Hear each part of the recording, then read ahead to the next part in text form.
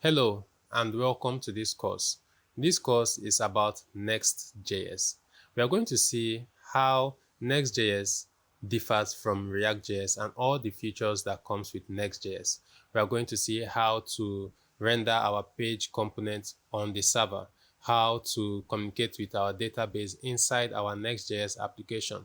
We're also going to see how we can route through pages inside Next.js. And with this, we are going to build a dummy project where we're going to write express.js server-side code, connect to a Mongodb database, and at the end of this course, at the end of this tutorial, you should have known at least the features that Next.js offers and how you can use it to build exciting projects for yourself. So for us to be able to create a Next.js project with Tailwind pre-configured, for that I am in the official documentation of TailwindCSS. So I'm going to copy the command, go back to my command prompt, already navigated into the folder where I want to create this project. I'll paste it and I'm going to change the name.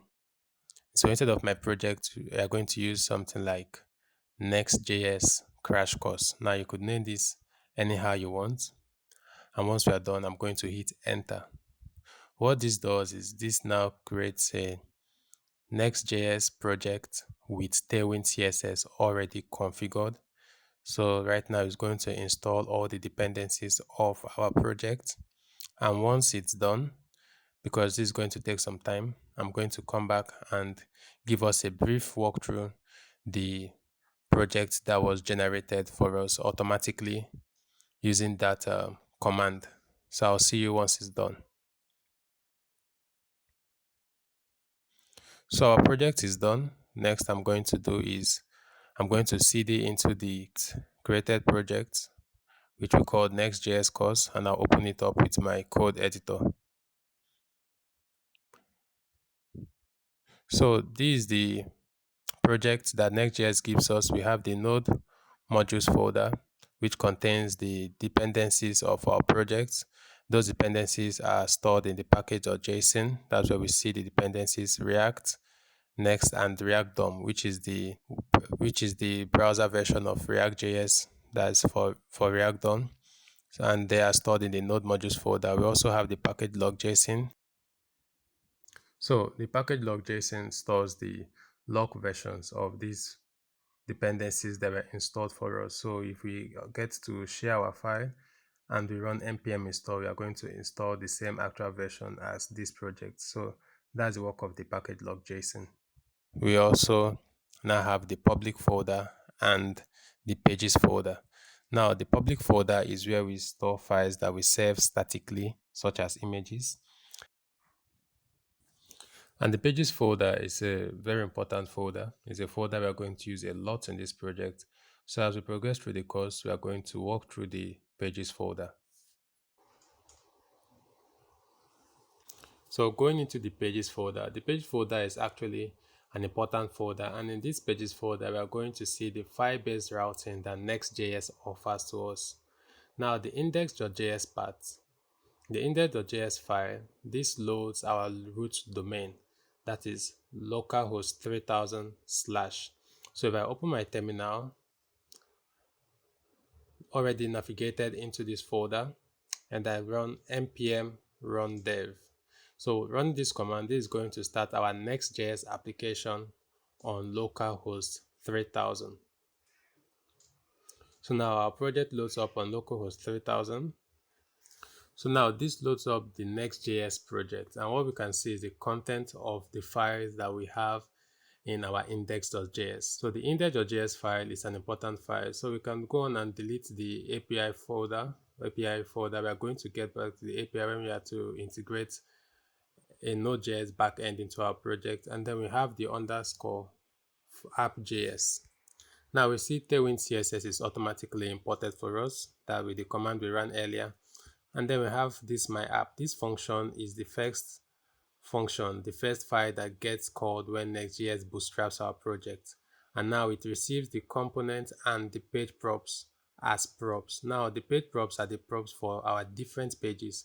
And we have our component, and it returns that our component is made up of the different pages, so the different content of our files, the different content of the files that we have in our pages folder, and then it passes down the page props to those components.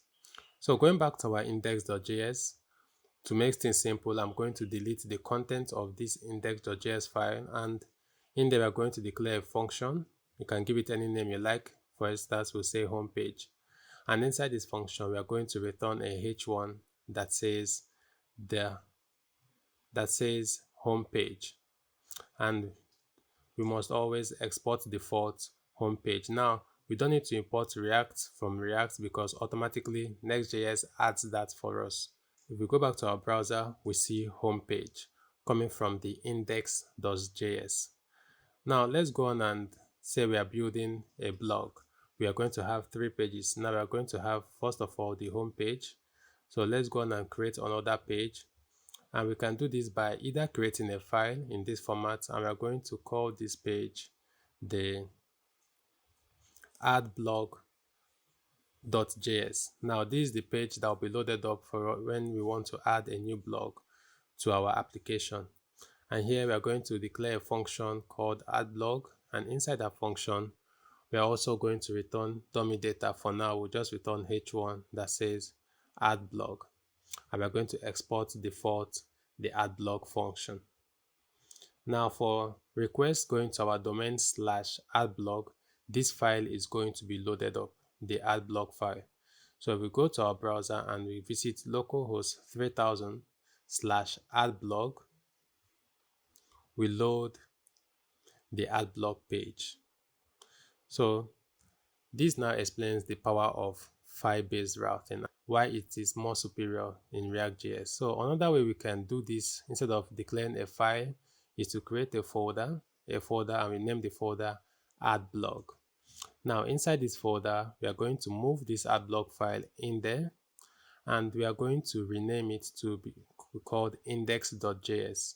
So when a request reaches localhost 3000 /add-blog, this same file is going to be loaded. So if we go back to our browser, we still see the same content. Now moving on, apart from the add-blog page, we definitely need a blog detail page, a dynamic page. How do we do this? So we do this by using square brackets, and inside the square brackets we are going to add an identifier for this page, and in our case we are going to use slug. Now inside this slug, let's also write the content, the JSX. We're also going to call it blog details. So we'll declare a function called blog details, and inside the function we are also going to return dummy data. For now we just say h1 that says the blog details page, and we shouldn't forget to export this function as the default. So export default blog details. So for request coming to localhost 3000 / now any dynamic parameter is going to load the slug.js file. So if we go back and then we say /localhost 3000 / news, this is going to load the blog details page. So any dynamic request is going to come here. Even if we say /add-blog, and if we go back to /add-blog, Next.js would not load the dynamic path because it already knows that we have defined that route. So Next.js is kind of smart. So if we now view the page source, we can see another advantage of Next.js. We have the content of this page. So web crawlers can easily search through our website and know the content of our website. Now this is good for SEO, but in normal React app, all we just have is the div with the ID of root. So now this is how we load dynamic path in Next.js, and this shows you the power of Next.js.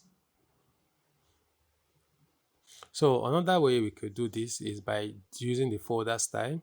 So we create a folder and we call it slug, but it has to be in square brackets.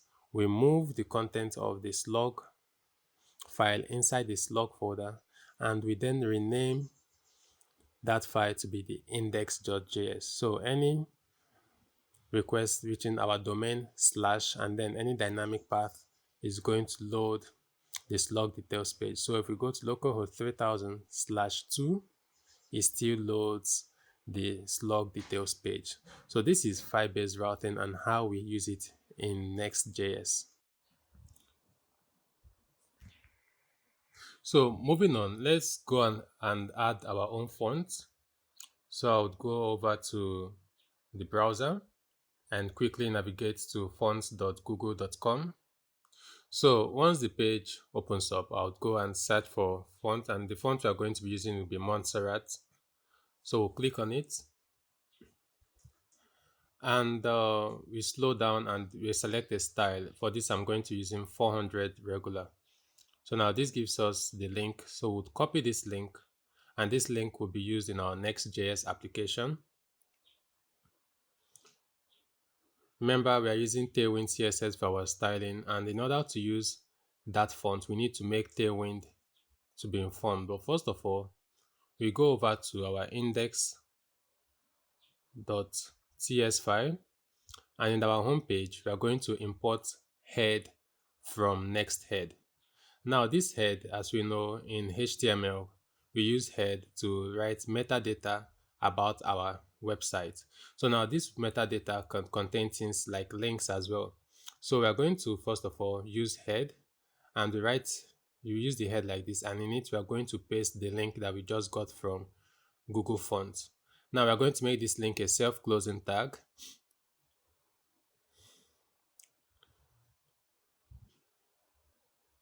And up next, in order for us to add content to this page, we are going to import fragments from React, so that this will enable us to have multi-line JSX. So we are just going to use the fragment to wrap our component and wrap the whole component with the fragment tag.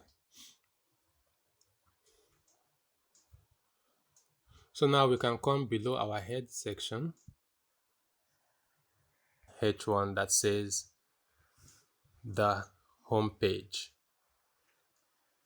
So now with this, we have been able to add fonts, but if we should go back to our page, maybe close out from Google Fonts, and we reload, we still see that our font is not yet in use. So in order for us to apply our font, we need to do some more setup now with Tailwind CSS. So we'll go to our tailwind.config.js file, and inside the theme, now we're going to add a font family. And inside the font family, it takes in an object, and inside the object, we are going to target sans. And sans takes in an array. In an array, we are going to specify the fonts we want to use. In our case, we are going to specify Montserrat, like this. And as a fallback, we are going to be using sans serif. So at this point, if we should save, we go back to the browser and we reload, we see that Montserrat has been applied.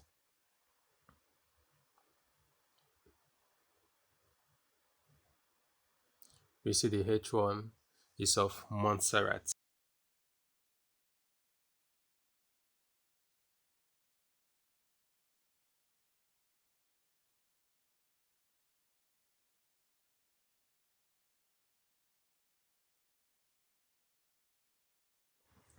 So now let's look at navigation in Next.js. How do we navigate? First off, I'll close all tabs to keep things clean. So let's go to our slug page. So since this is a dynamic page, let's see how we can get information about the path from the URL that we are currently navigated on. That's the dynamic path. So in order to do this, we need to import something from Next router. And that something is a hook, which is called the use router hook. Now this use router hook is not built into React.js, so it's a Next.js feature. And to use it, we are going to initialize a constant called router. We are going to say it is equal to the use router hook called as a function. So let's go on and log this router to the console and see what's actually inside of it. So we go over to our browser and we navigate to a dynamic path. Let's call it best quote. We open up our console.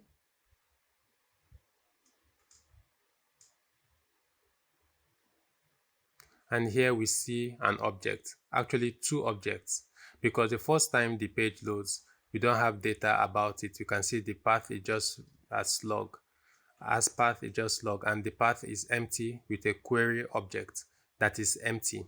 Now, because this is how Next.js feature is, it first of all loads when the page data is not available, and it reloads when it now has data for the page.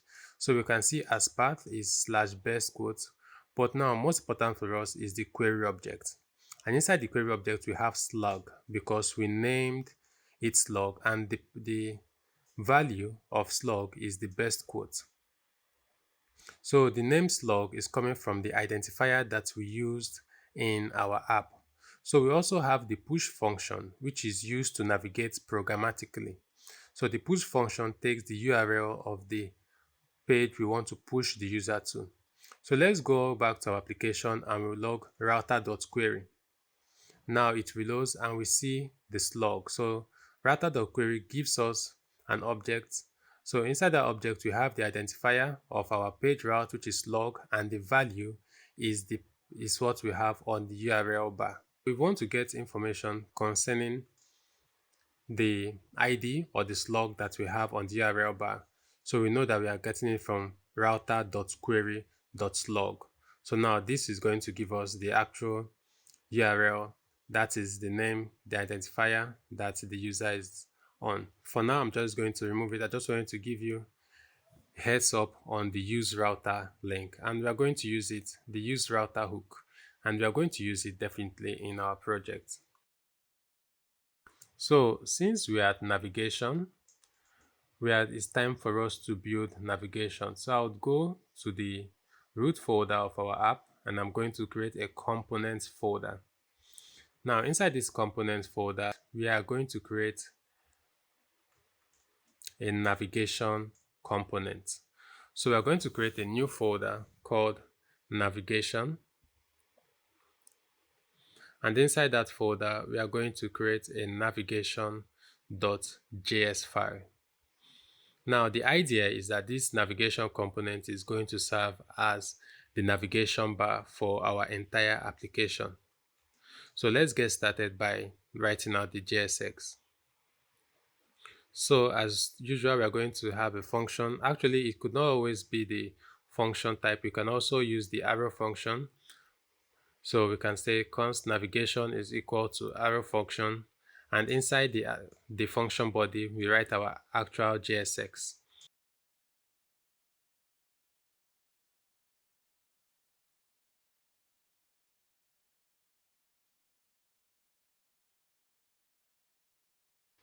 So inside the function body, we are going to return the navigation component. And we start by having a nav. And inside this nav element, we are going to have a UL. So the UL is going to have a class name. So we are going to give it a display of flex and a justify around. These are Tailwind class names.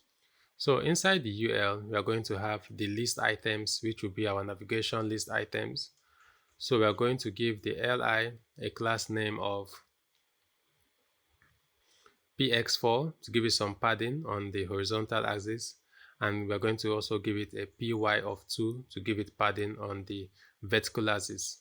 So we are going to say font bold to make the text bold, and we're also going to give it a text white, that is to give it a text color of white. So the li, the background is also going to be blue, so we're going to use bg blue 700, and we are going to give it rounded full, that is to give it a pale look. Also, we are going to give it a class name of hover. So on the hover state, we are going to say hover, the bg blue is going to be of 700. So these are Tailwind class names. So in order to navigate in Next.js, we are going to use the link. The link is coming from next link, and we use the link like we use our normal a tag. Now the link is going to have a content which is home. So this link is going to take us to our home page. And if we hover on the link, we see the props it takes. So we are going to be using the href prop. And inside this href prop, we are going to write the actual link that we want to navigate the user to.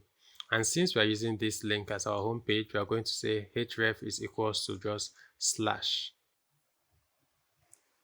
So in order to use the link, we go to our underscore app.js file. And as I said earlier, this is the first file that gets loaded whenever Next.js starts our application. And we can make use of that because this returns the whole component. In order for us to use our navigation component, we need to import Fragments from React because our navigation is always going to be on every page. So we need to return multi-line JSX, and in order to do that in React, then we need to use the fragment to wrap our whole JSX with it. So now we write our fragment.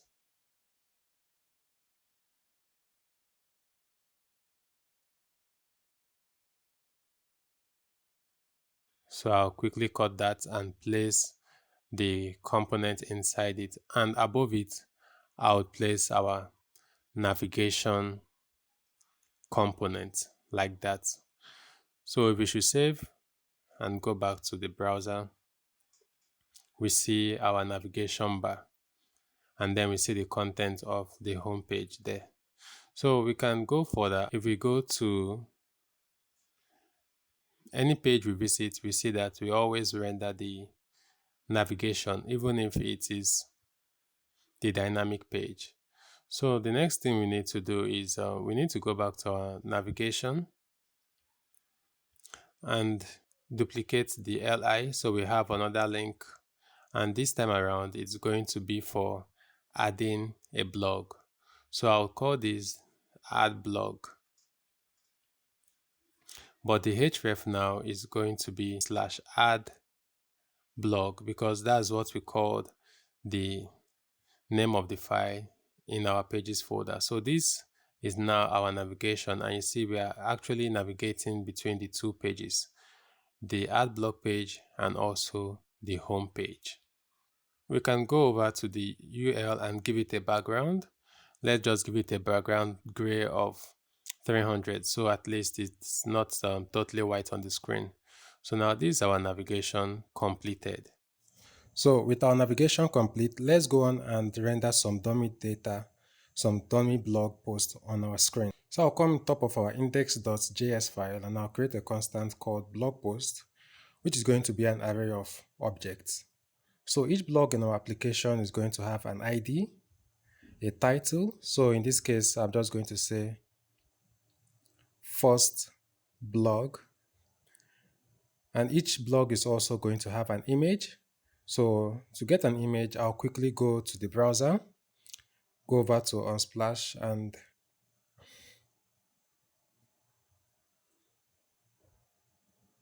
so I'll go over to Unsplash and I'll just pick any image at random. So I'll right click and copy image address. So we'll go back to our project and we'll paste the image link. Continuing, each blog post will also have a description. So in this case, I'm going to say, this is my first blog. Really excited. So let's just give it this content. And each blog is also going to have a detail. So we're going to say details and we're going to say how it all began. So now this can serve as our blog. So I'm going to copy and paste, just change the ID of this to be 2. The title, I'm going to say second blog. The image can remain the same and the description will say this is my second blog, really excited. And for the details, we are just going to change it and we are going to say this blog is about Next.js. So now this is our dummy blog and we want to render it on our page. So in order to do that, maybe we'll just keep the H1, but we are going to change it to blogs. And below that, we are going to render a list of, well, our blogs. So we'll go to a components folder and we'll create another component which we'll call blog item. So the idea is this component is going to hold an individual blog item. So we'll just give it blog item.js. And inside, we are going to write our JSX for each individual blog item. So we are going to export default blog item. Concerning the JSX for this blog item, we are going to have an opening div with a class name of maxWSM. So now this gives it a max width of 24 rem, and we're also going to say mxauto to center the div, and then we're going to say overflow hidden. We're also going to give it a class name of rounded and shadow. So now this gives it a bit of border radius and then shadow, and inside the div we are going to have our image. Remember that each blog post contains an image, and the class name for this image is going to be widthful. That means to take the full width of the container. We're going to give it a height of 60, and the image source is going to be coming from our props, but we'll just leave it for now, and the alt as well is going to come from our props. So we'll go up and then we are going to receive those props from the component, and using Destructuring, we're going to say constant object is equals to props. And if we go back to our index.js, we can see that each block has a title, image, description, and details. So these are the properties that we are expecting these props to receive.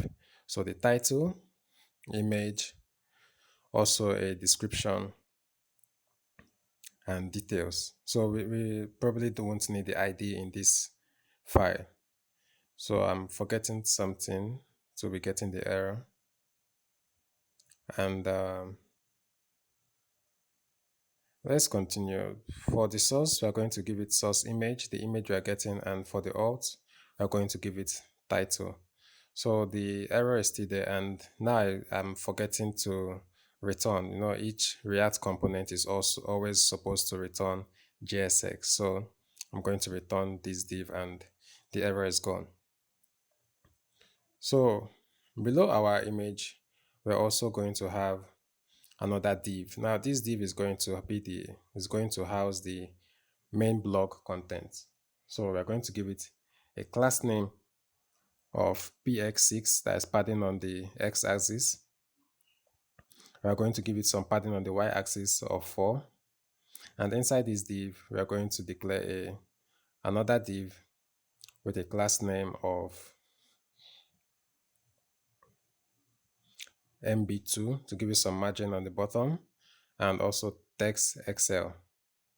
We're also going to make the font weight bold, and now inside the div we are going to dynamically render the title.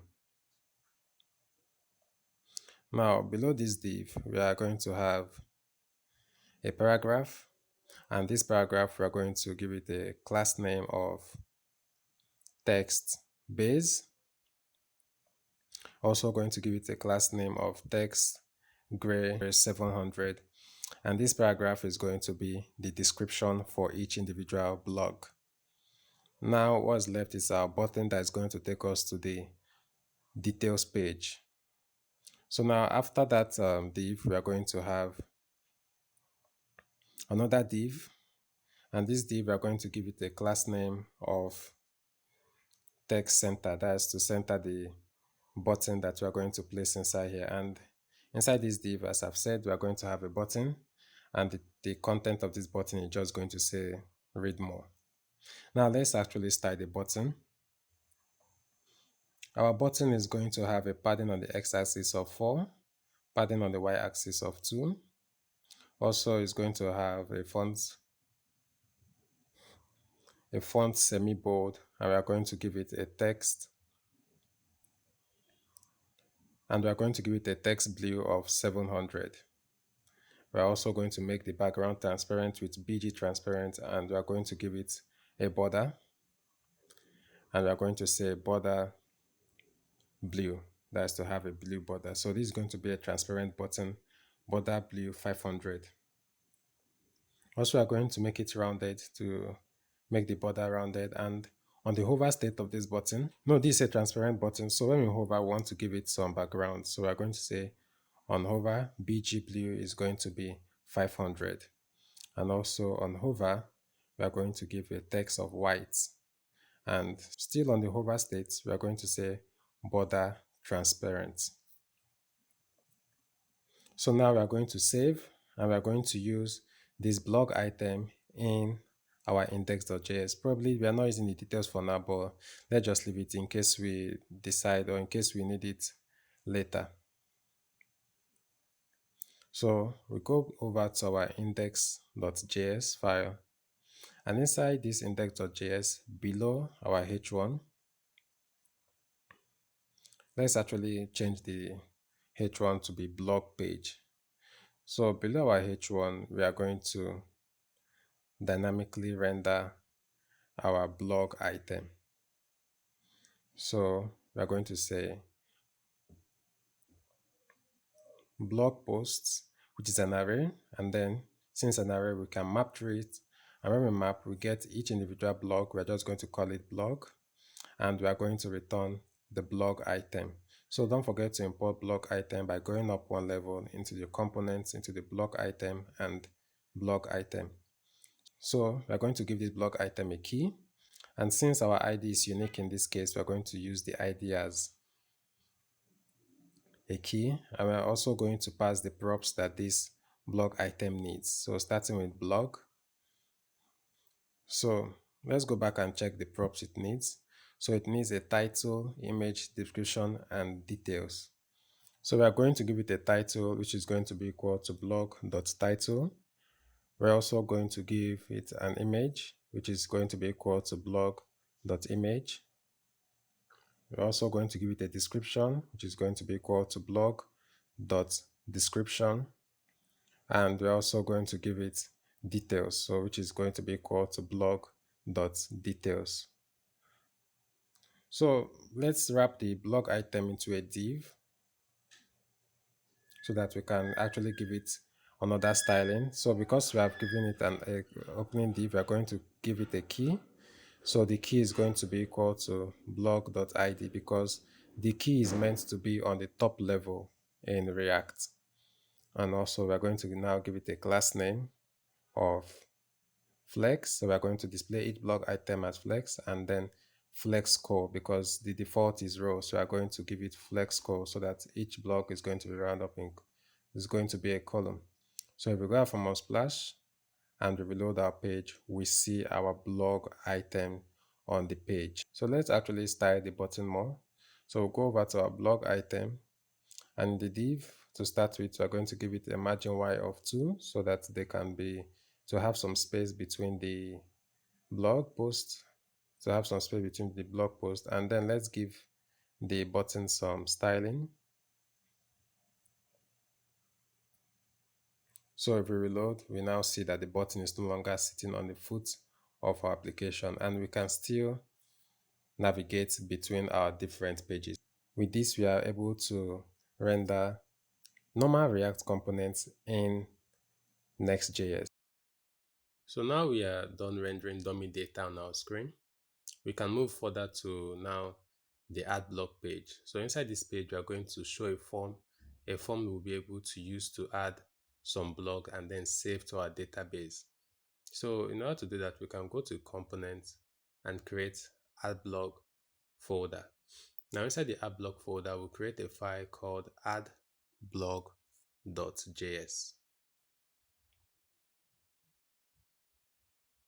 So now we already have some naming issues, so I'm going to quickly rename this file to be a lowercase a, and then we also made the same mistake in our blog item, so I'll quickly rename it to a lowercase b, and I'll say yes to update imports. So that happens in the pages folder.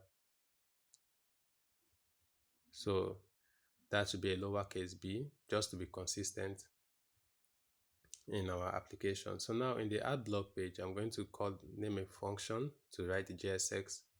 A function would call block form. Actually, let's call it add block. So we'll call this function add block because actually we use the function to add a block that is for this component. So we'll export the default add block. So now inside the add block function, we'll have our JSX. So we are going to return a form. So we'll start by wrapping the component into a form, and the form will have a class name of mw-lg. That's to give it a max width.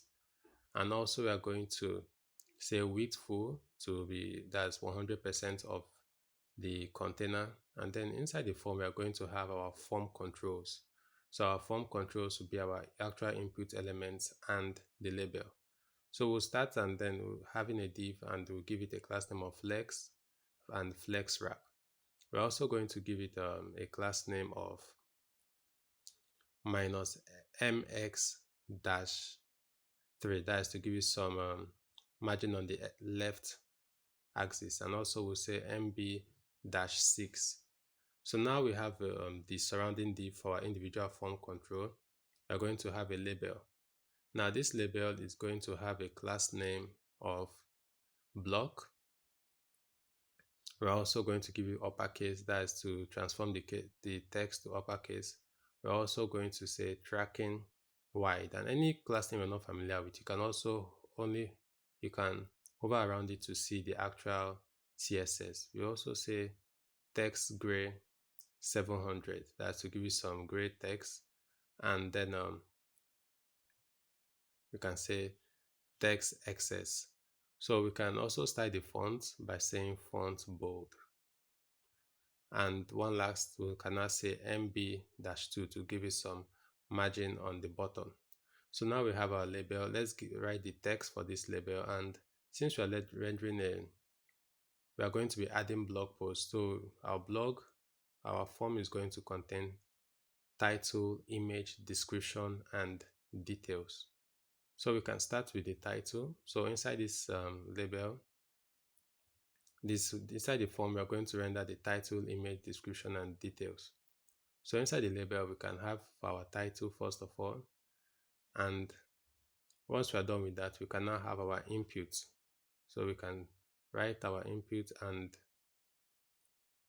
let's style our input as well. So our input is going to have an appearance of none. Please hover over it to know the actual CSS in case you're not too familiar with Tailwind. And then we are going to give it a block. Also, we are going to say width full. We have defined the width on the form already. We are going to give it some background. So we can say bg gray 700. Actually, let's give it 200. So we can now style the text. So we say text gray 700. Give it class name of rounded. So give it also padding on the y-axis of 3, padding on the x-axis of 4. So we're going to say leading tight. So that's what it does, that class name. Also on focus states, we are going to give it outline none. So when we focus on the input, we are going to remove the outline, and still on the focus state, the background is going to be white. On type, we'll say this is going to be of type text. This input is going to be of type text, and then giving it a placeholder, we're going to say title. So now we have for the title, let's try to make use of this form in our add blog page. So now we want to render multi-line JSX and then use our add blog component in our add blog form. So now we're going to import add blog from not there. So we have to navigate to our components folder, and inside our components folder, by going up 2 levels, then I'm going to go to the add blog and add blog. Since the name of our component is add blog, And the name of this component is add blog. Actually, React is not going to like that. So, but let's watch and see. So we need to use fragments so to enable us to write multi-line JSX. So we are going to import fragments from React. So we'll come and wrap our add block component with a fragment.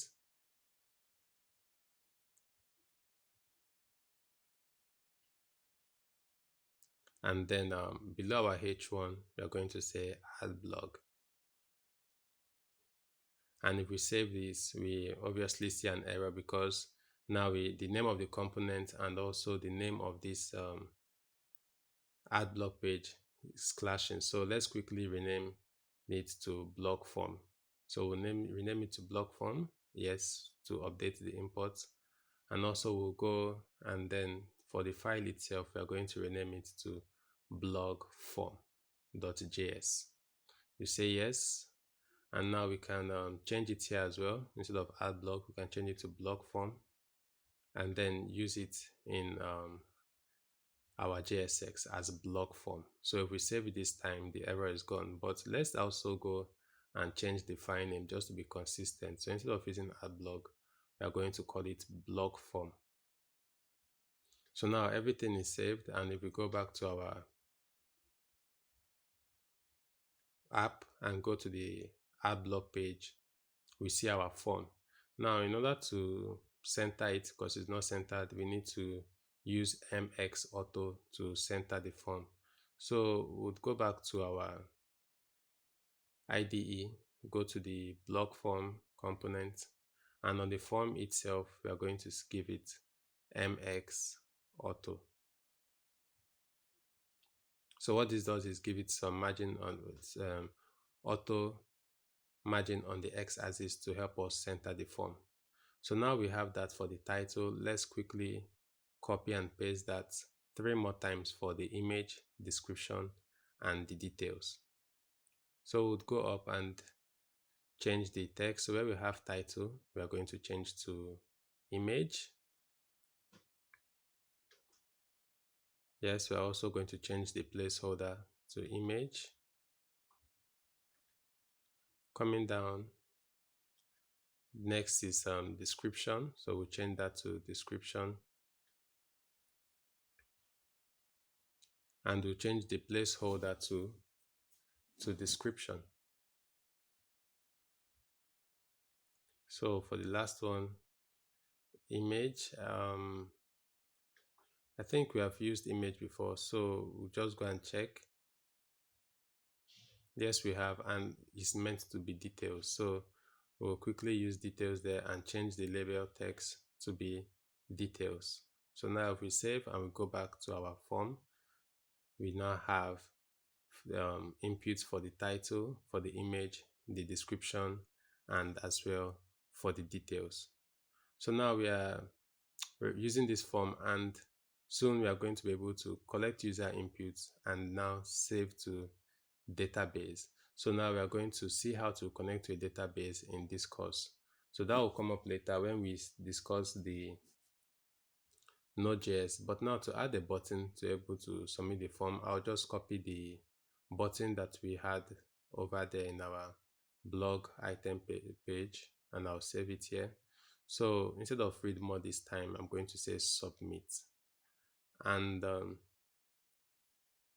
we are going to change, instead of blue this time, we're just going to use red.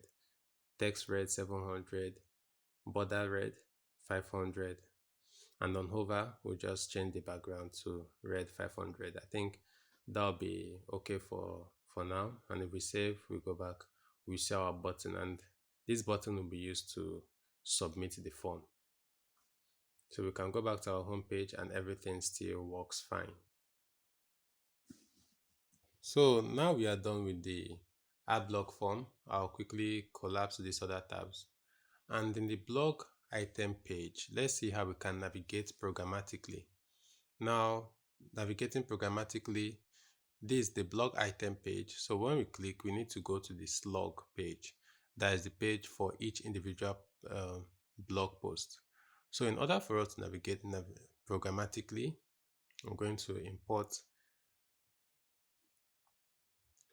something from next router, and obviously we all know what I want to import by now. What we are going to use to navigate programmatically is our use router hook. Now remember that to use the use router hook, we're going to initialize a constant called router. We're going to say this is equal to our use router hook. Now on the router, on click of this button, on the read more button, we are going to call a function to use the push function that router gives us. So in order to navigate, I will just call another function which we'll create right now called onNavigate. So we'll declare an arrow function called onNavigate. So we'll say const onNavigate is equals to arrow function. And inside this function, whenever we click on this button, that function will be called. So now we want to navigate the user to the dynamic page. So we'll say router.push. Now push is a function, and a function that takes the URI, that is the path to which we want to navigate the user to. So it's a function, and we obviously call it as that. And since we are going to a dynamic page, we are going to be using the backtick. So backtick slash, and now we are going to go to $, curly braces, and then we'll navigate to the title. So anytime we click on that read more button, we are going to push the user to the title, or maybe we can also use a slug instead of using the title. So we'll quickly change the title and we'll use slug. So in order for us to use the slug, obviously we need to have a slug in our blog. So we'll quickly go to our index.js, and on each blog item, we are going to give it a slug. Now this slug will be hard-coded for now, but later we'll see how we can dynamically call a slug. So we'll say slug is equals to first dash blog, and for the second blog, we'll just give it a slug of second blog. So now we have the slug, and if we should go back to our page and we click on the read more button, we are going to navigate to slash undefined, and that's because we are not passing the slug as props to our blog item, because remember we're taking that slug from the prop. So quickly we'll say slug is equal to blog.slug. So now we should save. Our blog item is going to be receiving the slug, and we are going to push the user to slash slug. So now we go to the first blog, and if you go back to home and try the other blog, we go over to the slash second blog. So this is how to navigate programmatically. So far in our project, we have been rendering dummy data in our index.js file, and it's time for us to at least use other features that Next.js has to offer, which is their server-side rendering. So Next.js has two forms of pre-rendering our page, and it gives us static generation and server-side generation. For now, we'll take a look at static generation, that is getting to pre-render our page at build time only. And to do this, we are going to export a function called getStaticProps. Now this function runs on the server, and inside this function we can do server-side code, which is send requests to a backend API to, let's say, fetch data, which we are going to do. You can also read the file system and lots more. You can as well securely connect to a database with credentials here, because this code will not be built on the client. This is going to be built on the server. So we are going to use getStaticProps, and in order to use getStaticProps, which could also be an async function, because here we are going to connect to a database, we need to return an object. Now, returning an object inside getStaticProps, this object could be props. Now, whatever we return as props here is going to be passed over to this component as props. Now, as we know it in React, props is an object. And inside these props now, an object, we're going to have the key, which we are going to use to access the props in our component, and we are going to have the value. For now, we are going to use our array of blog posts. Now, what this happens is, before this page is built, Next.js is going to fetch that data and pass it to this component as props. Now, in this home page, we can write props, and we are going to have our data passed over to this component. So now, instead of mapping through the array, we are going to say props.blogpost. And now we are going to map through the blog post that is coming from getStaticProps as props. So now we can go ahead to log these props to the console. Let's have a feel of what actually is inside these props. So if we open our console and we reload the page, okay, we get an error, cannot read properties of undefined reading map. And we are getting this error because while accessing the props, we are not using the key that we are getting from our backend API.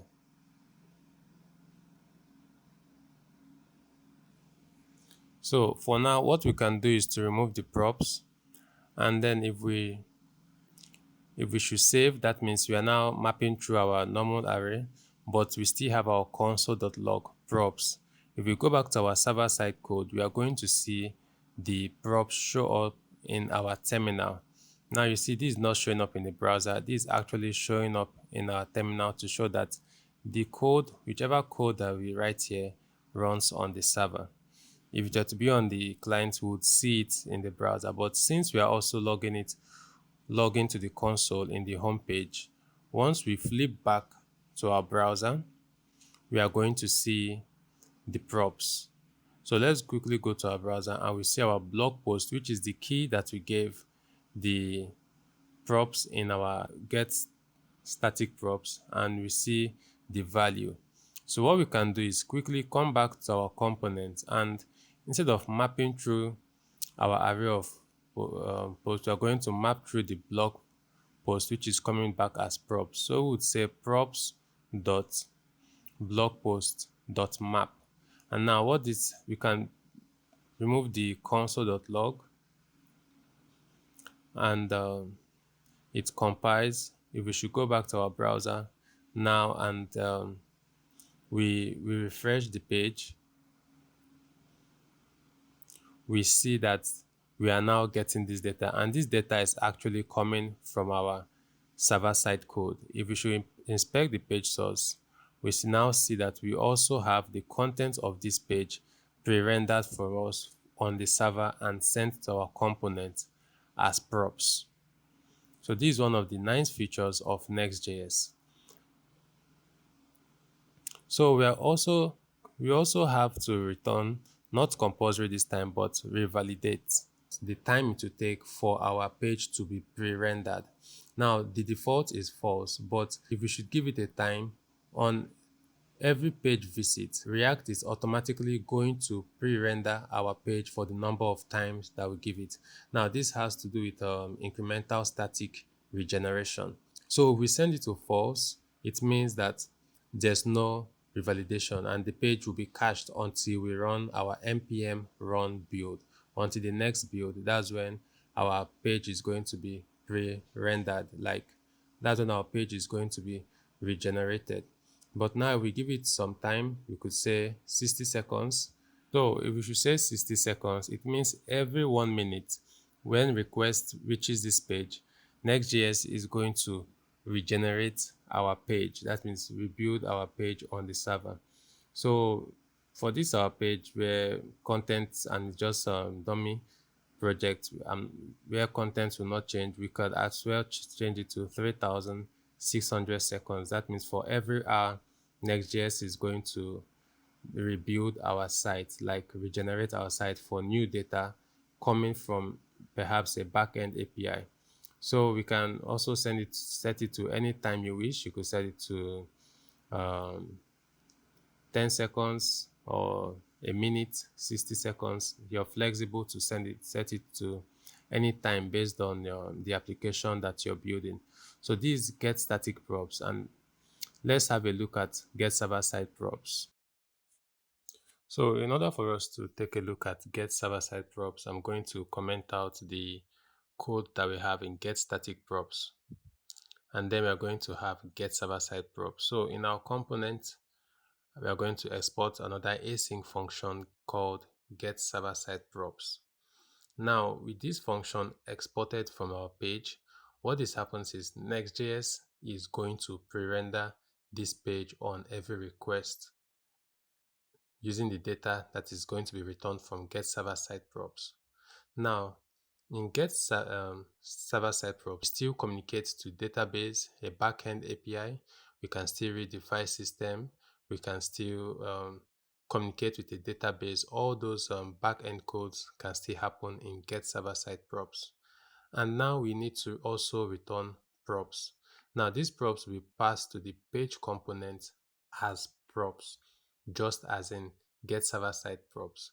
And now in this case, we are still going to stick with blog post, and we are going to return back our array of blog post. Now get server side props works like this. We have get server side props and we return the props to the component. Now get server side props also takes in a parameter called context. Actually, get static props also takes in a parameter called context. Now, context is an object that has the following keys. It has params. Now, this params is used if the page uses a dynamic route. So it also has access to the request and the response object.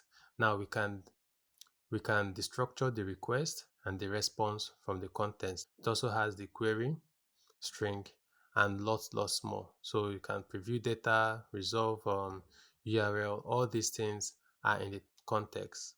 So with this context, we can have, as I said earlier, access to the incoming request.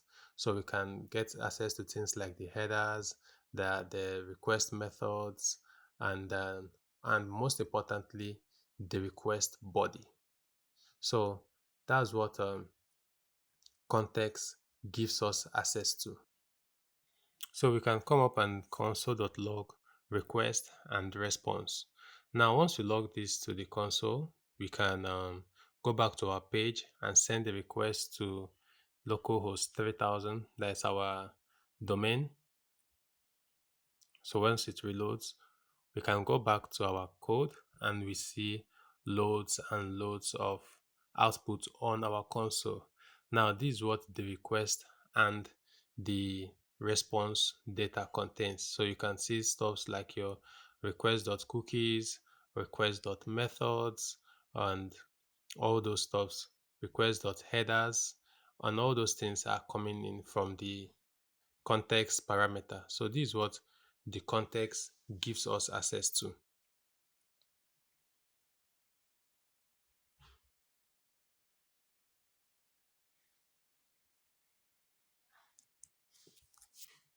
So I'll just move the console.log and our page should still function as normal, because now we are returning our props and then our component has it. So that was just on a side note to give you heads up on get server side props. So I'll comment it out and comment back in our get static props, because we are going to be using get static props in this project.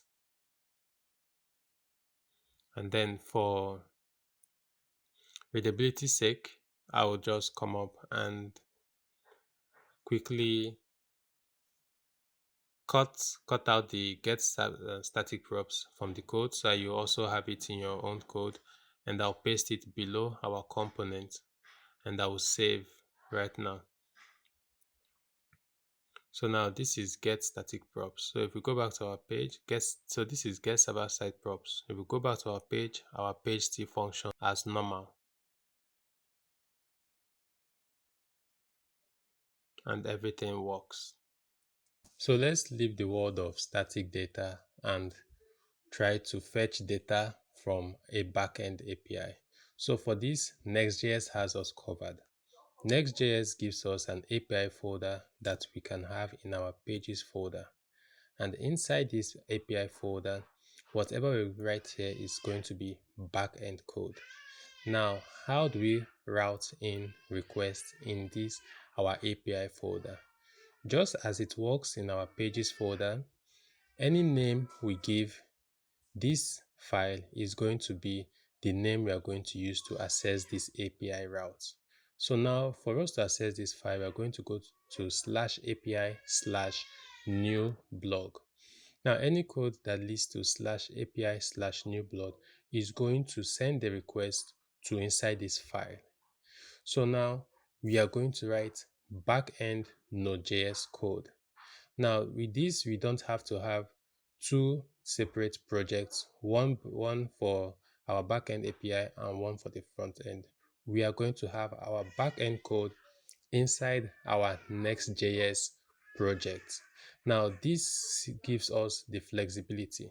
Now Next.js makes us to have backend code in our front end code.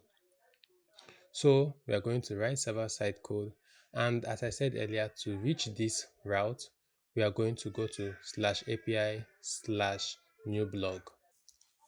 So in this, it's time for us to write our backend code. Now we're going to write a function. Normally, you can call this function anyhow you like, but the convention is to call it handler. And we are going to export this function as a default in this file. Now, just as in Node.js, we have access to the request and the response inside this function. So we can do things like checking the request method, checking the request body, and the request body has automatically been passed. So if you're used to Node.js, you might be used to body parser, though body parser has been deprecated, and you will need to at least find a way to pass the incoming request body. But with this, the request body has already been automatically passed. So you just have access to the request body, and you can start either validating the request body or taking whatever you have from the request body and store in the database. Now, based on storing in the database, we want to add a blog. So in this our add blog, in this our blog form, we are going to have the values that we are going to send to database. Now, in this add blog file in our pages folder, this is where we want to send our form values to database.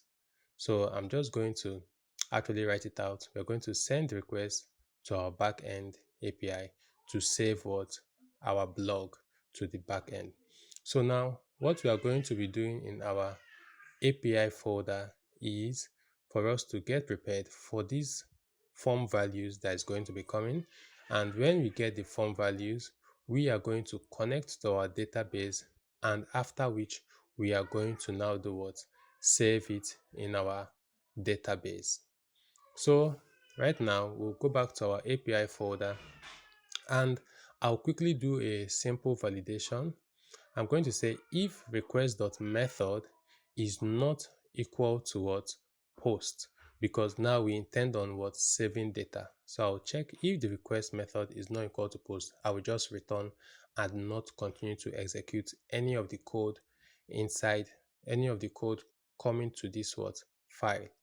So now if the request method is post, we want to continue. Now what we are going to do is we are going to destructure the values that we are getting from the form to save in our database. So we are going to use object destructuring to destructure it from the request.body. Now, what are the names of those constants that we are expecting? We are expecting an image, we are expecting a title, we are also expecting we are going to construct our slug by ourselves at this point in time. So we would not use the slug that we had coded earlier. We are going to expect a description, and if we quickly go back to check in our blog, we're also going to, that is for the blog name, the description, we're also going to be expecting the details of the blog. So these values are the values we want to save in our database. And now we are going to create a slug, and the slug is going to be based on the title, and we are just going to say slug is equal to title dot to lowercase. So we are just going to convert the title to lowercase, and then we have a slug. So what we can do up next is now work with these details that we are getting and actually go ahead to save it in database. But before we do that, let's write simple validation. And now, just as we did for the request method, we are going to say if there is no image, or if there is no title, or if there is no description or details, we are just going to return and not execute this code. So you can write a more robust check, but we'll just work with this to keep this simple. So now let's go ahead and do what? Make sure that we can communicate with our database from our Next.js application. In this project, I will be using Mongodb as our database, and I'll be using their Atlas service, which is their cloud storage, so that we will not have to install Mongodb locally on our system. So since I already have a Mongodb account, I will quickly sign in. Please, if you don't register, try for free. It's quite easy to set up. So I'll log in with my Google credentials, and now I'm logged in. So we have to configure some things in order to be able to integrate MongoDB in our project. But first off, I will go over to our project and get ready to write the code that would connect to MongoDB. And for us to start this, we need to install a MongoDB driver that we are going to use to communicate with our MongoDB. So that would be npm install MongoDB. So while MongoDB is installing, we can as well start using it. So I'll go to the top of the file and I'll clear the comments we have there. So in order to use MongoDB, we're going to import something from MongoDB, and that something is the Mongo client. So we're going to import Mongo client like this from MongoDB. So with Mongo client imported, I would quickly wait for the MongoDB to install before we continue. That is our npm install MongoDB, which will now help us to be able to communicate with our database. So we'll just give it some time. Okay, so now it's done. Let's go ahead and write our code. So we'll say const client, which is our connected client we want to use to connect our MongoDB database, is equals to Mongo client.connect. Now connect means the MongoDB string, the URI for it to connect to. With this, I'll go back to MongoDB and let's set up some things. So first off, we'll go to MongoDB access. So that's my username, Bright, the user of this MongoDB database, and we can do what? Click on edit. So we auto-generate a new password. We can copy the password and then we update the user. After which, we can now also configure more, like the network access. So now this depends on the system you want to connect to your database. So you can add current IP, but I'll just leave the default to connect from anywhere. So we can go back to our databases, and in order for us to connect MongoDB to application, we are going to click on connect. So we click on connect and we are going to click on connect your application. Now that is the connection string we are going to be needing. So I'll just copy this connection string, close this interface, go back to our code, and I'm going to paste it inside connect. So there are some things we need to change. First off, the database user, which is Bright, we'll leave it as that, and then the password, as well as the name of the database. So we're going to change that to Next.Js crash course. So this is the name of the database that MongoDB is going to create for us on the fly that we want to connect to. So after that, we'll go over to network database access, and we are going to get our password. So quickly, I'll do this again. I'll just click on edit password, auto generate a new password, copy it, update the user. Then I'll go back to our application, and in the placeholder for password, I'm going to put the password I just copied. So we're going to replace password with that password we just copied. So that's the password for our Mongo client, and that is the user that is authenticated with that password. So now we have our client. The next thing is to say const db is equals to client dot db. Not like that, client dot db. So now we have our database. Next, we can go on and create our collection. So we say const post collection is equals to db dot collection. Now we are going to create a collection. What's the name of this collection? We are going to call it post collection. And then we can say const result is equals to post collection dot insert one. This will enable us to insert one document into our collection. So we're going to insert a document with an image, a title, a description key, and also a details key to match what we are getting from our request.body, and also a slug. So after that, we have our results. The next, we can close our connection.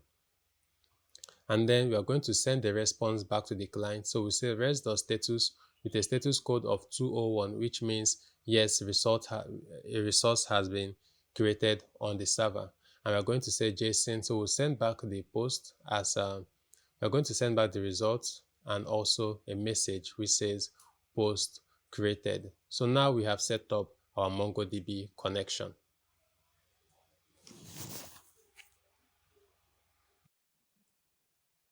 So after setting up our backend and our database ready to get our form values, let's go back to our page and make sure that we are actually able to receive whatever input that the user has imputed into the form. Now to do this, this is our form, but we would not be submitting it in our component. We're actually going to be submitting the form values in our pages folder at blog. So in order to do this, we are going to create a function, and we're just going to call this add blog handler. Now this is going to be an arrow function. So we're going to say is equal to an arrow function. Now inside this form, inside this function, we want to submit the form. Now, but we don't have the form values here. We have it in our block form. So we are going to pass this function as props to our block form component. Now we can go back to our block form component and retrieve the user input from the form. Now we come down, but in order for us to retrieve the user input, we are going to be using our hooks.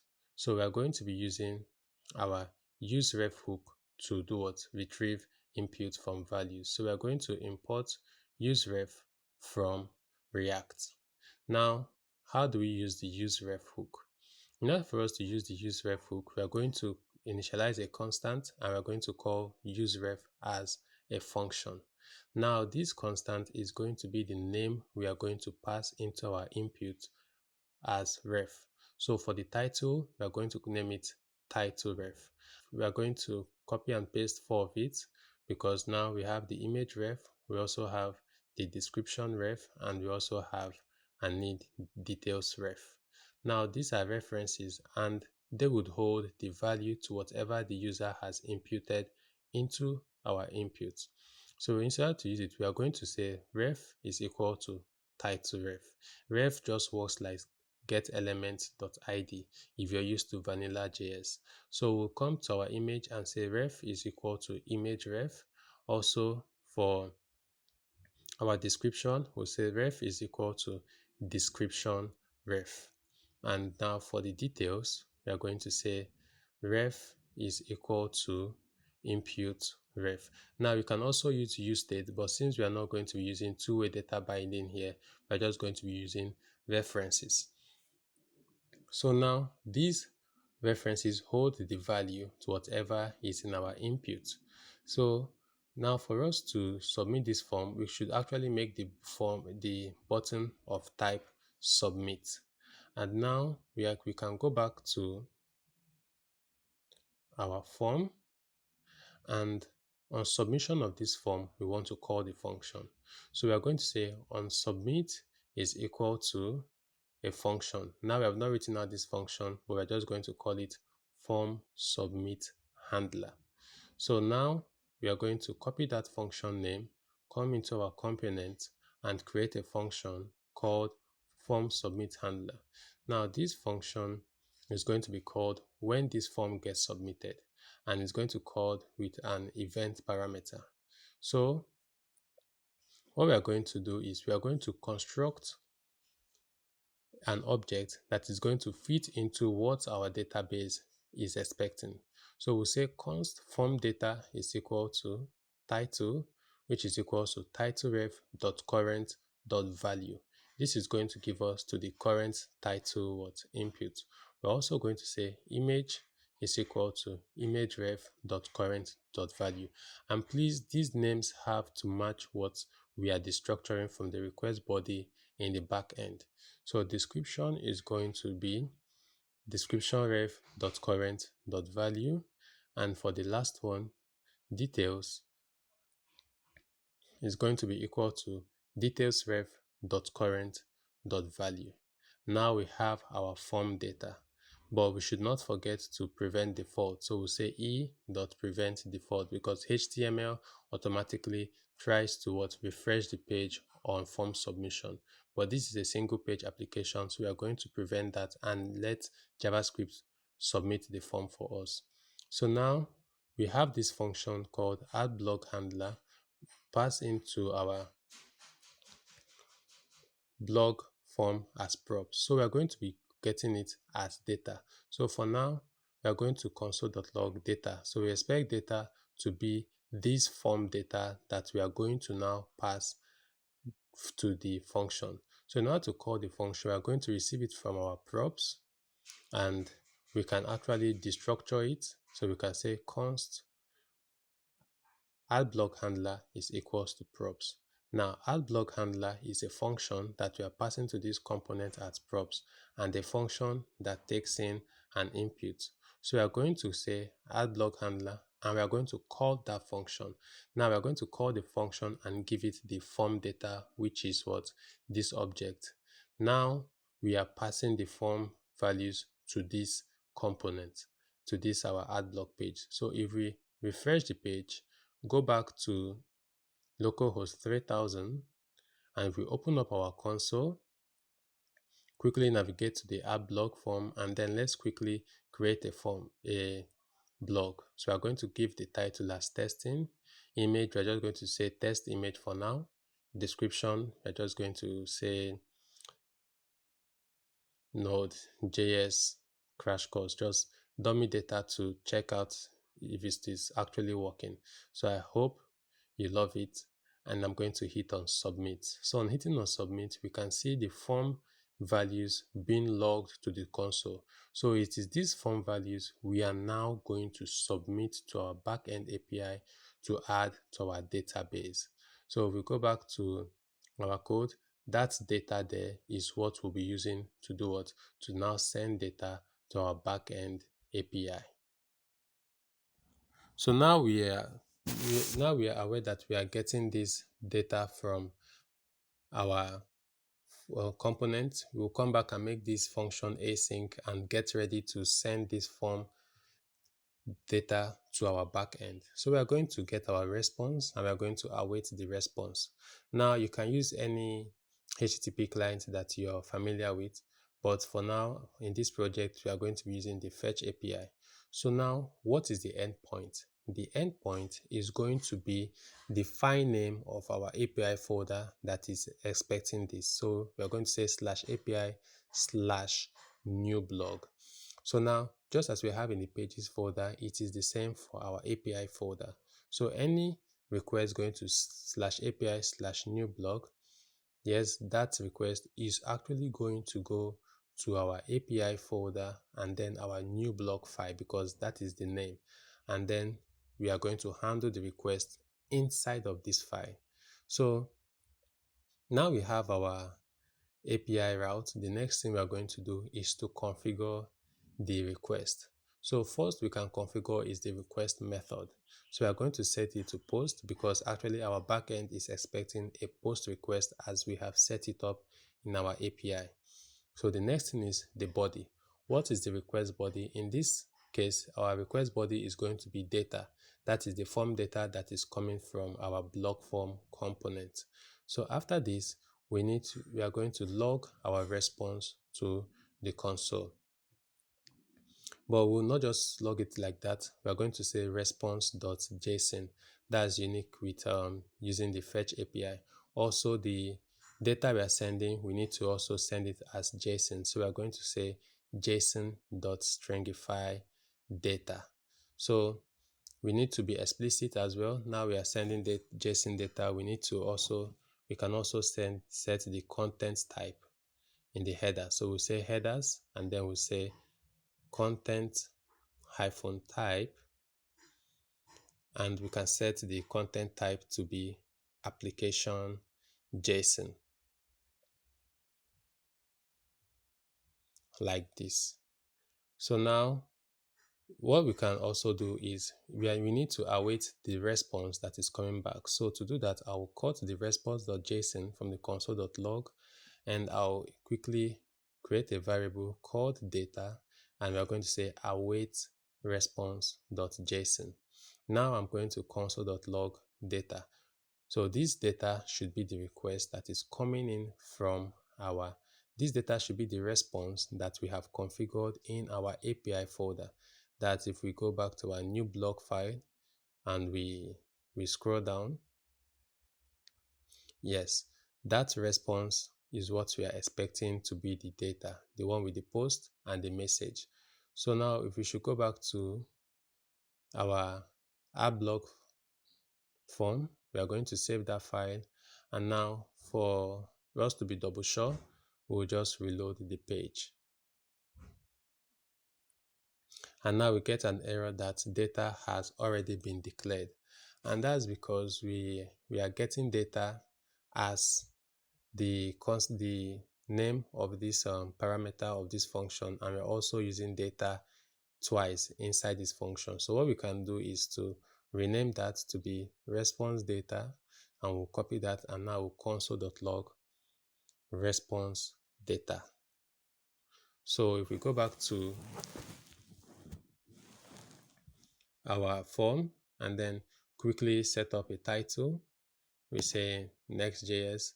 I've already selected an image from Unsplash. So the description, we can say this is a crash course, and then we give the details. So we can say, I hope you love it. And if we submit this form, we wait for our response, and actually we get an error. And that error is coming from our API because we are not using the await keyword. We need to await the operation of inserting one document into our database because it returns a promise. So we are going to await this operation, and now we save. So we can now go back to our project and try to insert another document. So we'll give it another title, Next.js. So I'll quickly go back to Unsplash, right click and copy image address, go back to our project, and I'm going to save. So for the description, just quickly say this is a Next.js crash course. And for the details, we say get started with Next.js, and we submit. So once we submit this file, we wait for the response, and we get the response as we have configured it in our backend. So with message and post. So now with this, we are sending requests in our Next.js project, still our Next.js project, our backend API. So this is one of the flexibilities of Next.js.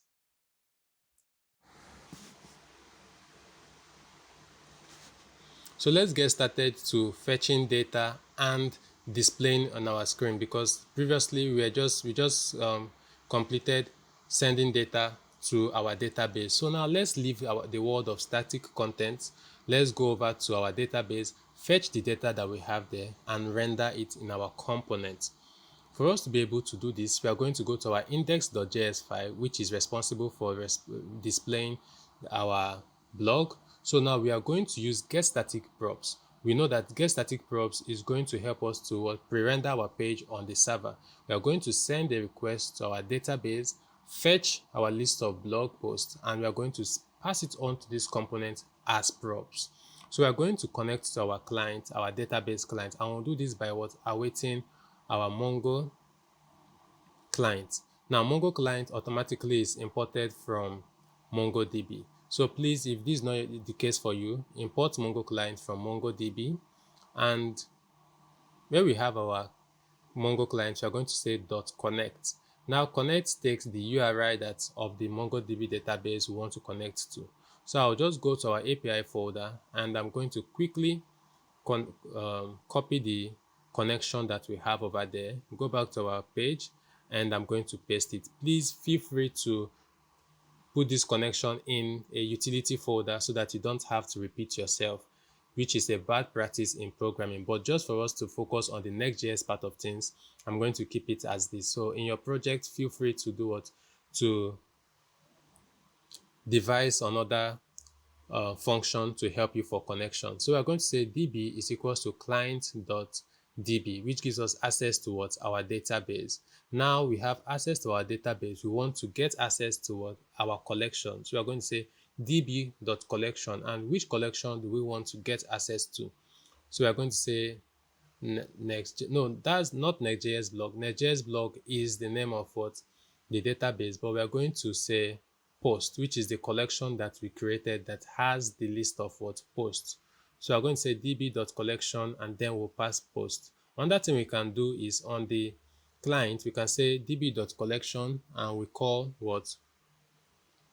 Post. So now we are going to change db to what? Blog post collection, because this is what is going to return the blog post collection, and we can get rid of that line of code. Now we have access to our blog post collection. Let's now fetch our blog that are inside this collection, and now we are going to do that by saying const blog post is equal to await, because we have to await this operation. Remember, getStaticProps is an async function, and then we can say await blog post collection dot find. Now find is going to return all documents if we don't pass it a filter. So we are going to convert those documents to what? An array. So if we hover over an array, we are going to see it does what? It returns an array of documents. So now our blog post is having our array of blog posts we want to render on the screen. So using JavaScript ES6, the key of the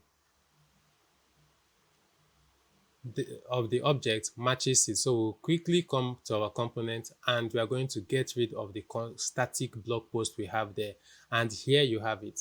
We are fetching our blog post from our backend, and we are passing it over to our component as props. So now if we save it, we are going to go back to our front end, and if we reload, we get an error because it says _id returned from getStaticProps. And for us to be able to get a clear hint of this error, what we are going to do is console. We are going to first of all close our connection to our database, which is a good practice. So after closing our connection, what we are going to do before returning blog post, or still returning blog post, we are going to log blog post to the console. Now we are going to see the blog post that is returned from the backend. So we open our terminal, because this is our server-side code, and we wait for it. We see our inserted blog on the terminal. And now we see why we are getting that error, because _id is a new MongoDB ID object, an object ID with what? A string. So we need to transform that ID in order for us to stop seeing the error that we are getting on our front end. And in order for us to do that, first of all, we can say blog post, and I'll just get rid of the console.log since we are sure we are getting back our list of blog posts. And I'll say blog post.map. And map in JavaScript is going to do what? Give us access to each individual blog. So we are going to have access to it, and we are going to return. Now I'm going to use parentheses because I want to return an object. So the parentheses is like I'm returning what? An object. An object that has a title, which is going to be equal to blog.title. Not that. We are going to also return a description, which is also going to be equal to blog.description, and I'll quickly fix the error we have there. So after the description, we are also going to return an image. So the image is going to be equal to blog.image. And after that, we are going to return what? An ID. So remember we had what? blog._id. Now this underscore ID is what? An object, and we are going to convert it what? To a string. So we'll say to string, and we call it. So the next thing is the slug, which is going to be blog dot what? Slug. Now with this, we are getting rid of what? That underscore object ID that was causing the error. And if we should go back to our front end and it reloads, now we see the blog post that we inserted in our last what? Operation. So if we go back now to add a new blog post to test it once more. So we have our title, main stack. I'm just going to put an image I got from Unsplash. So description, we can say learn Next.js with Mongodb and express.js. So the details, we can say this is a crash course on main stack. So I will submit.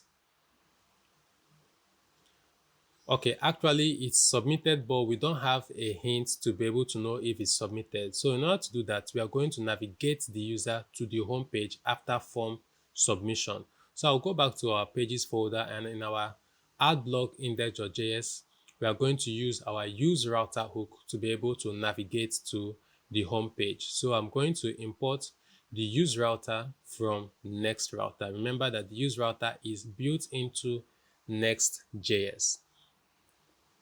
So I would, after importing the use router hook, we'll initialize a constant called router, and we are going to say is equal to use router, and we're going to invoke the word function.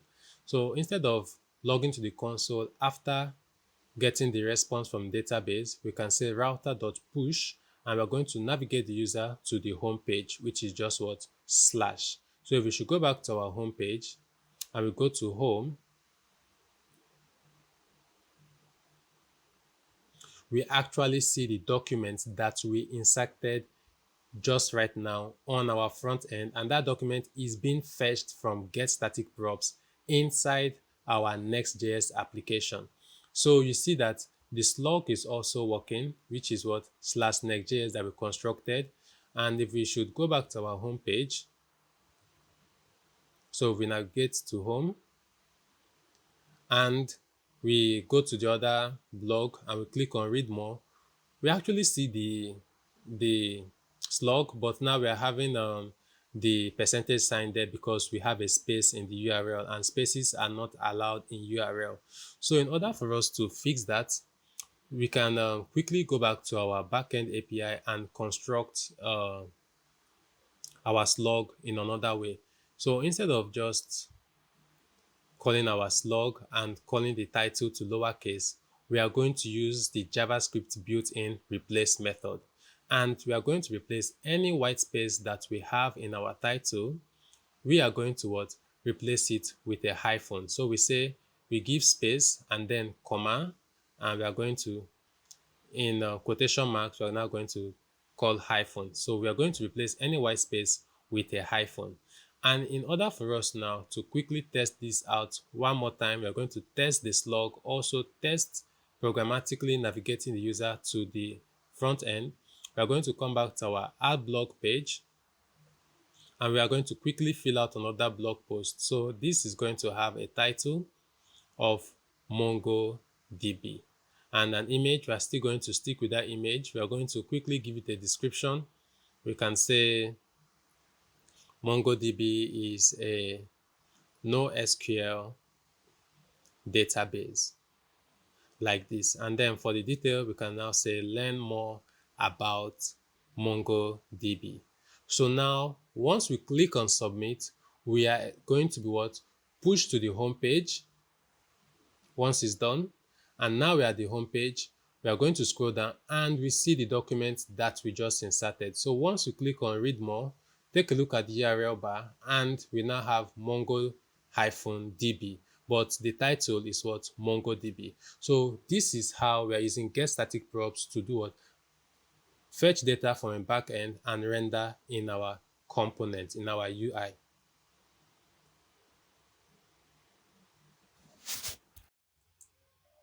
So it's now time for us to render our blog details page.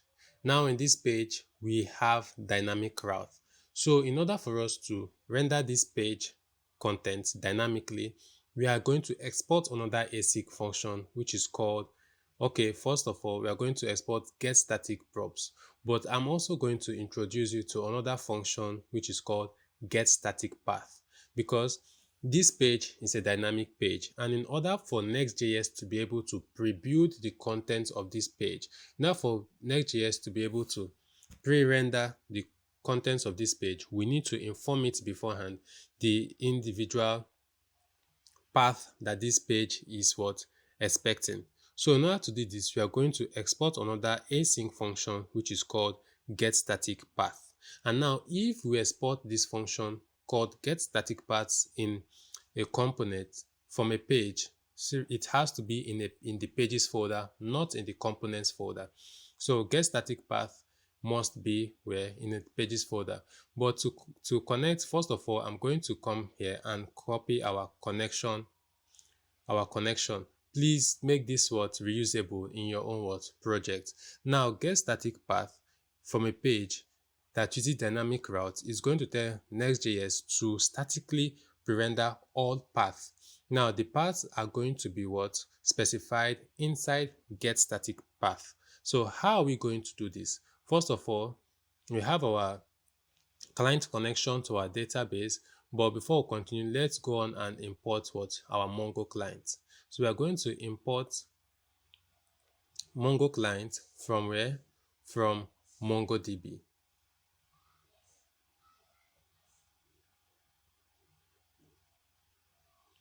So now we have our client and we say client.db,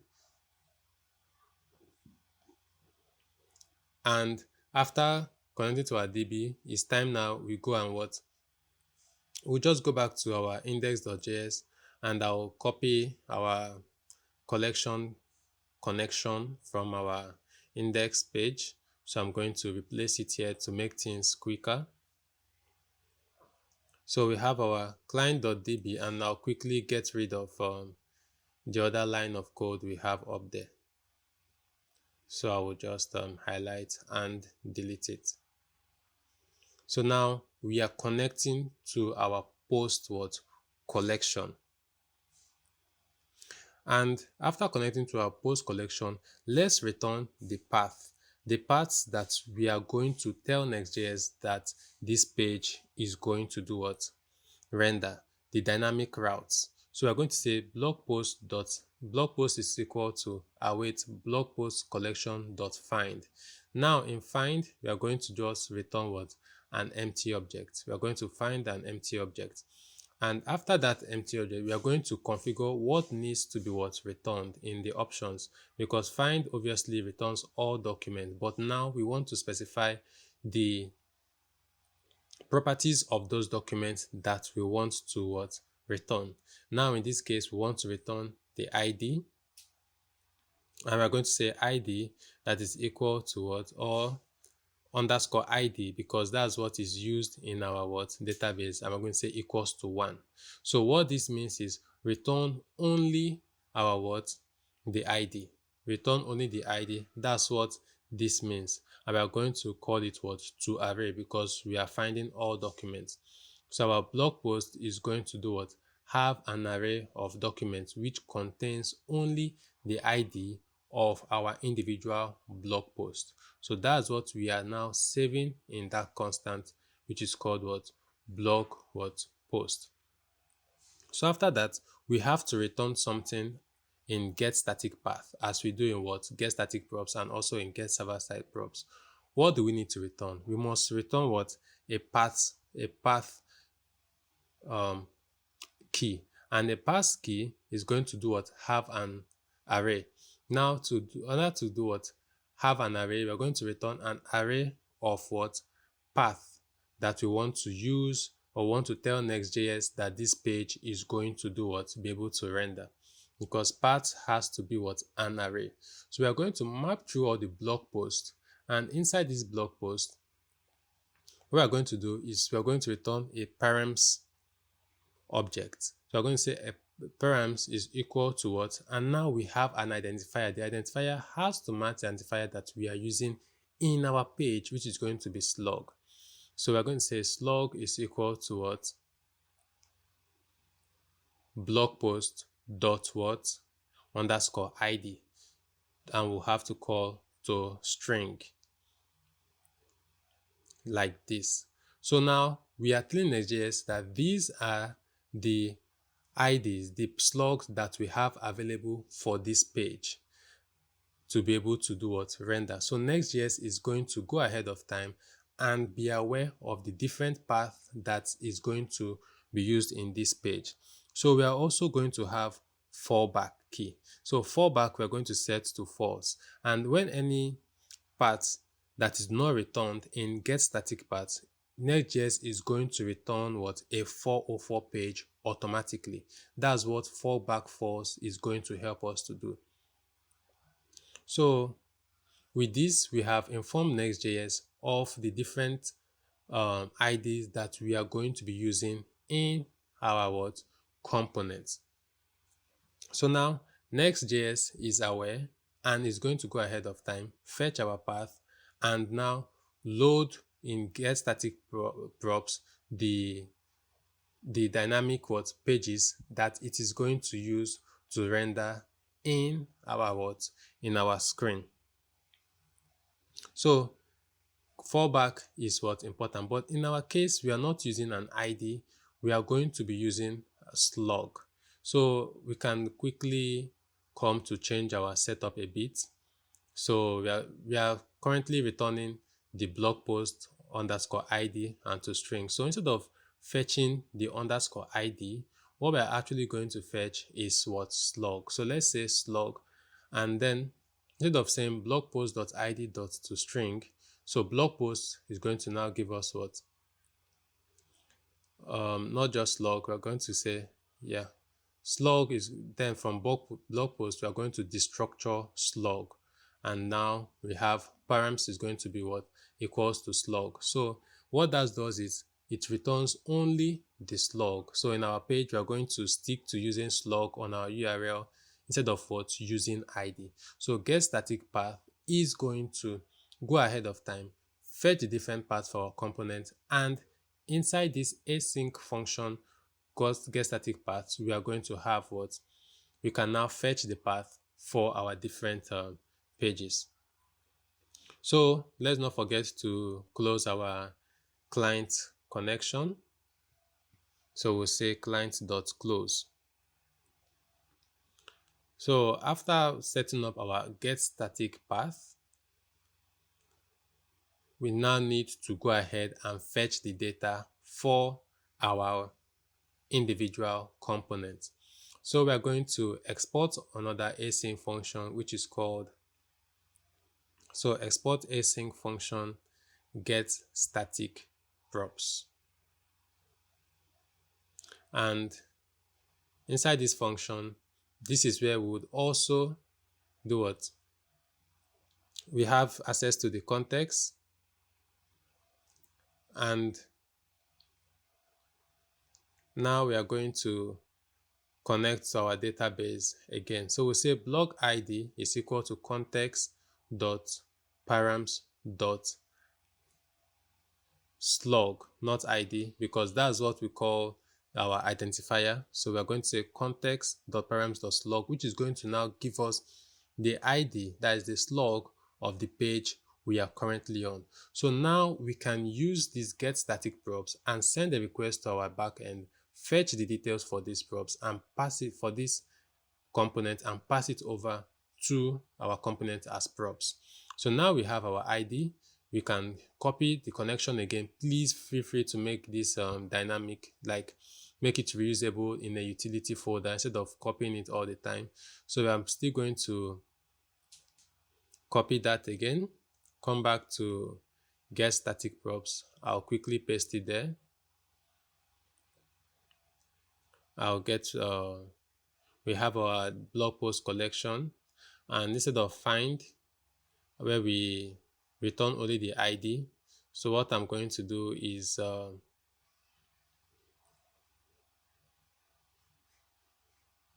instead of returning just the slug, I would call it blog posts, and in the find I'm quickly going to get rid of all of that.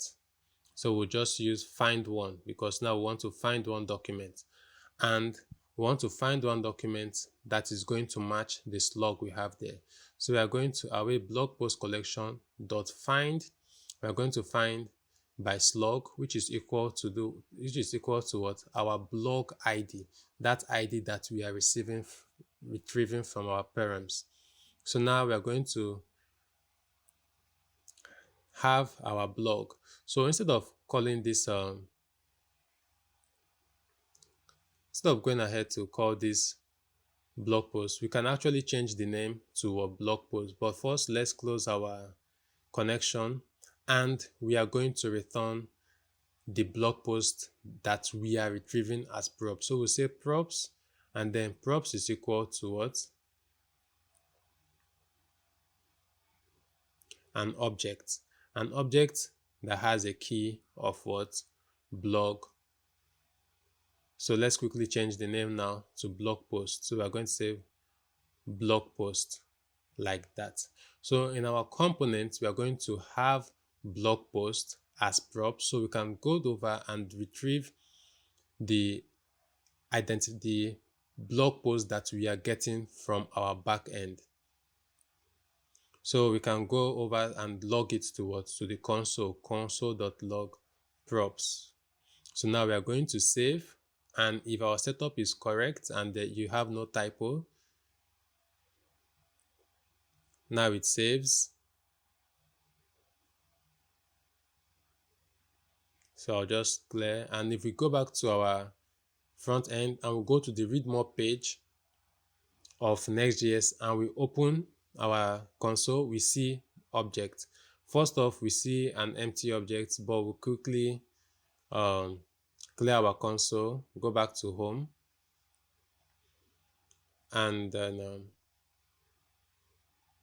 we'll open our console. Don't know why I closed it. We click on read more again. Now we get an error that get static props has already been declared. Okay, we have declared get static props twice in this component, maybe somewhere down there. Yes, and get static props has to be used only once in a component. So I'm quickly going to get rid of the second get static props we have there. Check that everything else is okay, and if we go back to our front end, it reloads. We click on read more. We wait for it to fetch. Okay, now we still have an error because of the ID. So in blog post, we also need to transform the ID that we are sending over to our component. That error is at least we are now familiar with that error. We have seen it before. So we are going to return an object as props now. With title is going to be blog post.title, and also description is going to be equal to blog post.description. Let's quickly format the response we are getting. So we can also format the detail. We'll say details is equal to blog post.details, and then we say image is equal to blog post.image, and then most importantly, we are not returning the ID. So if we should go back and we reload, because the ID was returned, that's why we're getting the error. But this time around, we are not returning the ID.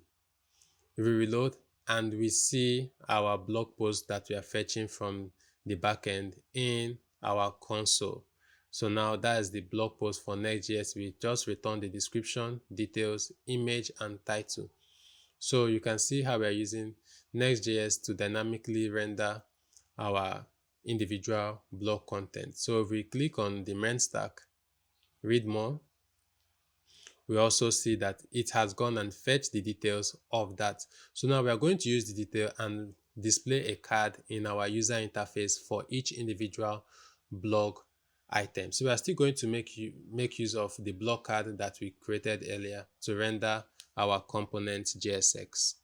So now we are fetching the details for each individual blog item, each individual blog post. Let's go ahead and render them in our blog details page. That is our slug page.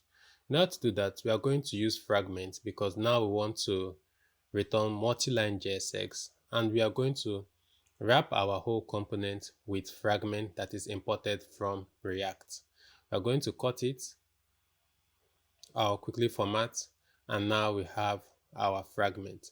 So this page is a dynamic page, but before we get to it being dynamic, let's first have a div with a class name of flex, and we are going to give it flex call to display each individual blog item in column.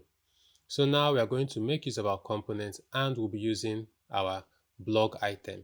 So I'm going to say blog item like that. So blog item is imported from our components folder going up 2 levels, and our blog item and then blog item. Looking at our blog item component, these are the props it needs. It needs a slug, details, description, image, and title for it to be able to render on the screen. And we are going to use this. So in order for us to use this in our blog details page, there are some things that we need to change. First of all, we want to use the details, and we are going to give it a class name in a paragraph tag, which is equal to text. Let's just use you can say text purple 400 to give it a purplish text, and we are going to say text base. And inside this paragraph, we are going to render the details of each blog. Now, this details is dynamic because we are also using it in the front page. So we are going to say if details is truthy, we are then going to do what? Render our paragraph. So if we have details, then show this paragraph. Otherwise, the paragraph would not show, which is what we want on our front page. We don't want to show the paragraph in our front page. So we can save that. We will go back to our slug. We are going to give this blog item the component it needs. So we are getting our title, description, details, and image as props. So we are going to quickly refactor it to be a blog object, and we are going to paste it there. So in our props, we are going to say props.blog to be able to retrieve this object. We'll go back to our component, and now to be able to use it, we are going to destructure. So we'll say const, not square, not like that. We're going to say const curly brace is equal to props. So from props, we are going to what? Destructure blog, which is what we called it in our get static props. So blog. And now we can go into the blog and destructure each individual item that we have. So the title, description, image, and also if we go back and check, yes, the details. So these are what we are destructuring from the blog. And we can now say title equal to title, description, we can get rid of the comma, description equals to description, also image is equals to image, and now we are going to give it details. So we say details is equal to details. So what this means is in our individual blog details page, we are going to have the details show. But in our blog item, the detail is not going to show on the home page because we are checking if it's actually receiving the props. So if we go back to our blog details page, we see our purple text in the blog details page.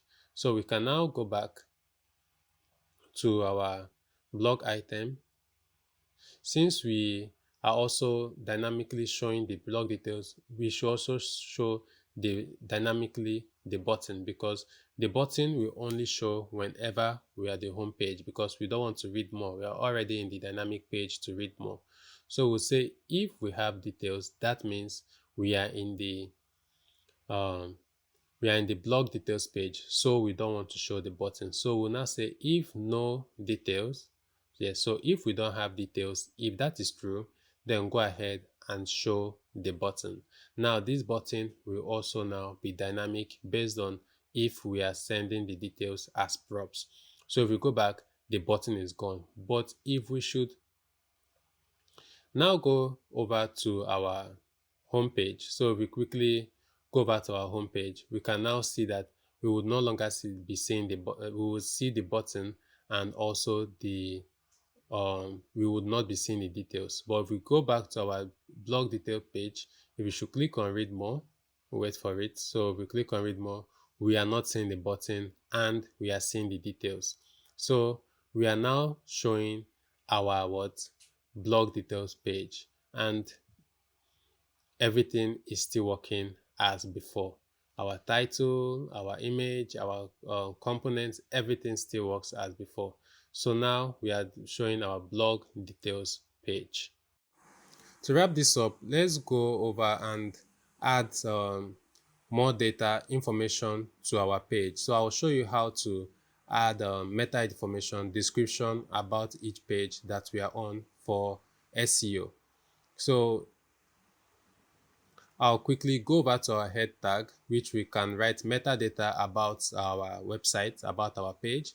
And in our head tag, which is important from next head, we are quickly going to give it a title, which will say Next.Js Crash Course. So this is the title of our web page, and we can as well add some meta description. So we'll say meta, and which is going to be a self-closing tag. So inside meta, we are going to have a name, and the name of this is going to be what? Description. So we are going to say meta name is equal to description. Now, what's the content? The content, we can say this is a Next.js crash course. So with this, we have been able to add more description about our page. So you can copy this, go over to other pages, and be able to describe the pages to enable what SEO in Next.js.